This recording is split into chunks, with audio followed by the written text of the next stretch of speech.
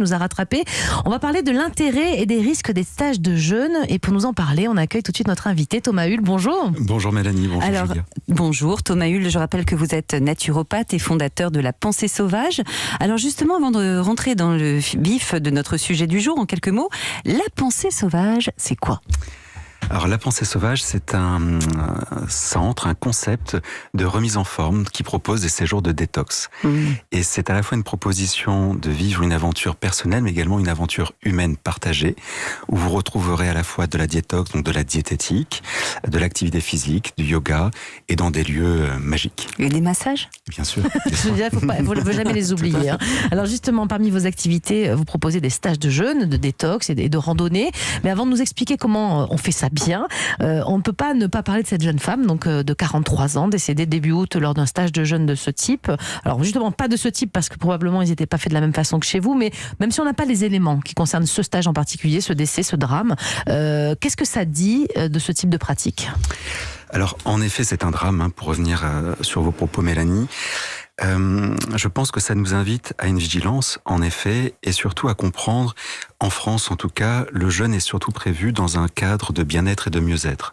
Ce qui veut dire que la plupart des organisateurs proposent des cures de 5 jours, 10 jours, et avec un accompagnement qui se doit être de qualité. Quand je dis un accompagnement de qualité, c'est à la fois de considérer qui vient en amont. On ne peut pas se permettre de recevoir quelqu'un qu'on ne connaît pas, donc ça demande un suivi avant. Et également de comprendre que tout le monde ne peut pas jeûner. Donc c'est-à-dire que dans le cadre du jeûne, en tant que tel, certaines personnes voudraient, souhaiteraient, rêveraient, mais ne sont peut-être pas capables au niveau de la santé. Donc c'est à la charge des organisateurs d'être très attentifs pour pouvoir dire oui, vous pouvez ou non, avec l'appui du système médical et de certificats s'il le faut. Donc ça c'est bien, vous vérifiez qui vient à vos stages, mais charge à nous aussi de vérifier qu'on n'a pas affaire à des charlatans, et c'est normal, c'est une crainte que nous avons tous. Ça commence à voir que c'est une structure sérieuse et qu'on n'est pas par exemple dans une secte, parce que ça, parfois l'imaginaire pourrait laisser penser que voilà, quand on se retrouve en groupe dans la nature, vous voyez, je veux en venir. Je comprends tout à fait.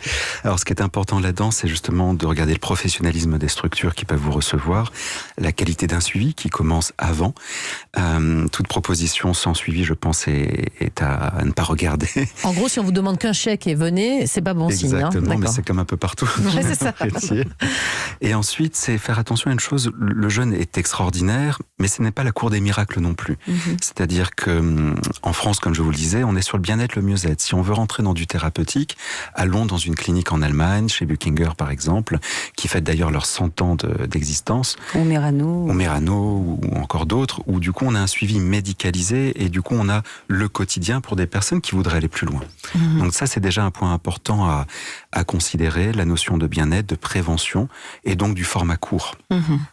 Le jeûne, ça s'adresse à qui et à qui surtout ça ne s'adresse pas? Très rapidement, Alors, les profils de ça personnes. s'adresse principalement à des personnes qui sont plutôt en bonne santé.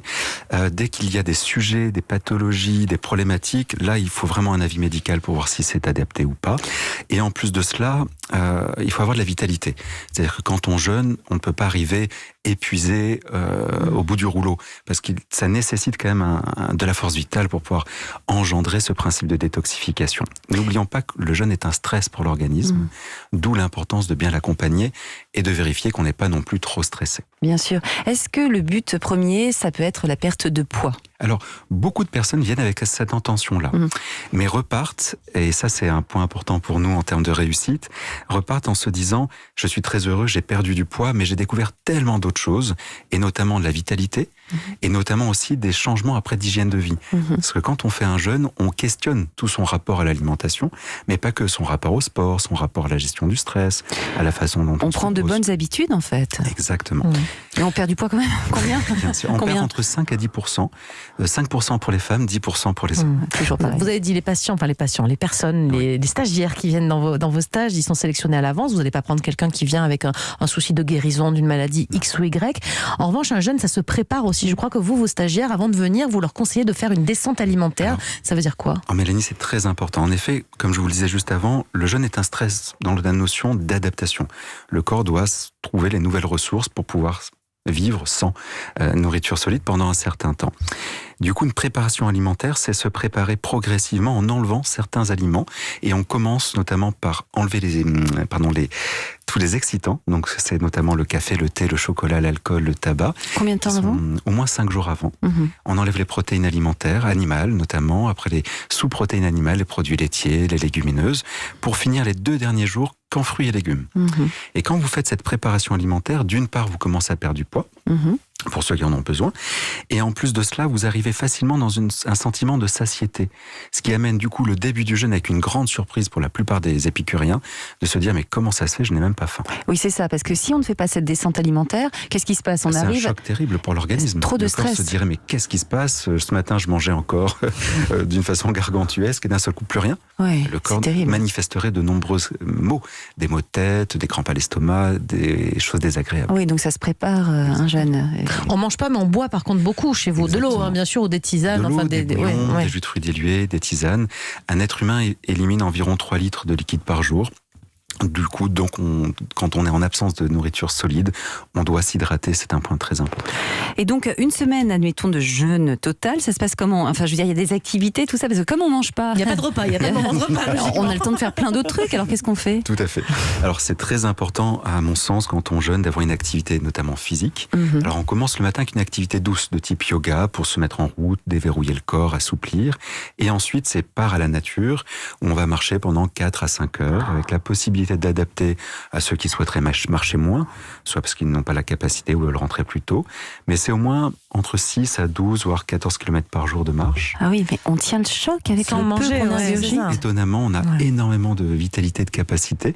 Et même les guides, par exemple, qui marchent toutes les semaines et qui ont une très très bonne condition physique, parfois, en fin de semaine, sont étonnés car certains autres marchent mieux qu'eux. Que les guides, incroyable. Mais d'accord. On est d'accord, ça aussi, c'est important de le rappeler. Bien sûr, ces cures de jeûne, il faut qu'elles soient bien encadrées. Donc, c'est pas du tout quelque chose qui se teste tout seul à la maison la première fois. Alors, ce qu'on peut tester chez soi, c'est notamment le jeûne intermittent. Oui, voilà. C'est le fameux 16 heures. Parce que le jeûne, c'est une mallette à outils qui est assez vaste et variée. Entre le 16 heures, 24 heures.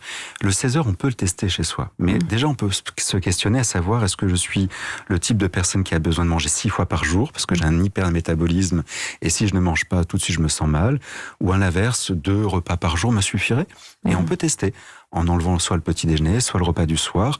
Et c'est déjà une première initiation. C'est pas une semaine sans manger quoi que ce soit. Je déconseille, il vaut mieux le faire encadrer pour une première fois pour comprendre, découvrir et surtout avoir le garde-fou d'un accompagnateur qui peut vous dire à un moment donné, arrêtez. Oui, c'est trop car là, long. vous êtes en train de vous mettre en route. Alors, quand on jeûne pendant une semaine, on passe par plusieurs phases. Il se passe quoi dans les premiers jours dans le corps, exactement? Alors, ce qui est assez étonnant, c'est que les premiers 24 heures, le corps est dans une phase de glycogénèse. C'est-à-dire que le corps se dit même pas peur, j'ai prévu au cas où du sucre stocké dans le foie et dans les muscles si je n'avais pas à manger. Donc on rentre dans une phase de glycogénèse, le corps le vit très très bien. Passé 24 heures à 36 heures, ça se complique parce que ce sucre stocké au cas où que nous n'ayons pas à manger, finalement a disparu, a été utilisé. Et là on rentre normalement dans la néoglycogénèse, qui est la transformation des graisses en sucre.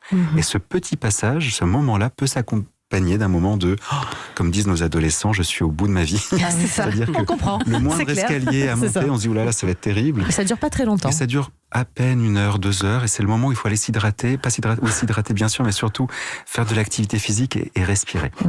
Et après on rentre en vitesse de croisière. Et on dit qu'un être humain, 1m70, 70 kg, a 40 jours de réserve de graisse devant lui. Oh là là. Un être humain, 1m70, 90 kg, 100 jours.